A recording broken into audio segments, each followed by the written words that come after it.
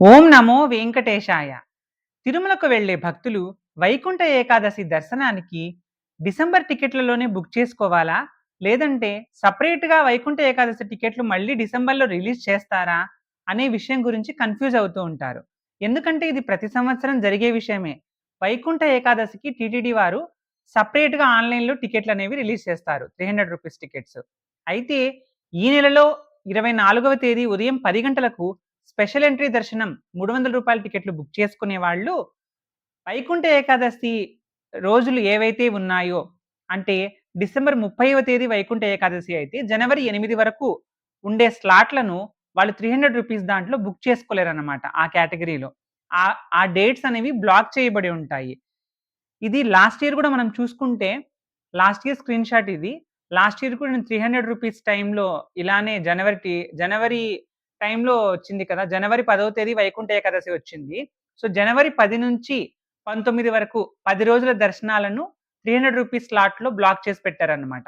మళ్ళీ వైకుంఠ ఏకాదశికి ఒక 15, 20 డేస్ ముందు వాటిని సెపరేట్‌గా రిలీజ్ చేస్తారు. అలాగే వైకుంఠ ఏకాదశికి ఆఫ్‌లైన్‌లో గూడా టికెట్లనేవి ఇస్తారనమాట. ఆ కేంద్రాల గురించి గూడా టీటీడీ వాళ్ళు తర్వాత అప్డేట్ ఇస్తారు. డిసెంబర్ నెలలోనే డిసెంబర్ నెలకు సంబంధించి వైకుంఠ ఏకాదశికి మేము ఈ నెల 24 తేదీ రిలీజ్ చేసే కోటాలో బుక్ చేసుకోవాలా అంటే, ఆ పాజిబిలిటీ ఉండదండి. టీటీడీ వాళ్ళు వైకుంఠ ఏకాదశి టికెట్లను మాత్రం అంటే ఆ 10 రోజుల దర్శనాల్ని మాత్రం సెపరేట్‌గా ఆన్‌లైన్‌లో రిలీజ్ చేస్తారు.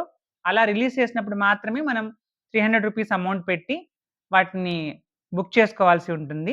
ఎవరైతే కన్‌ఫ్యూజ్ అవుతున్నారో మీరైతే డిసెంబర్ డిసెంబర్ 30, 31 నుంచి జనవరి 8 వరకు ఉన్న టికెట్‌లను మీరు బుక్ చేసుకోలేరు. ఇప్పుడు ఓపెన్ చేసినా గూడా.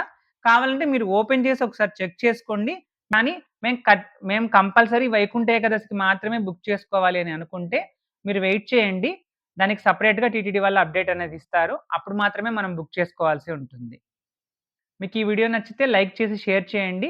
ఈ వీడియో మీకు ఉపయోగపడింది అని అనుకుంటే మీ అభిప్రాయాన్ని కామెంట్ సెక్షన్‌లో తెలియజేయండి. ఓం నమో వెంకటేశాయ.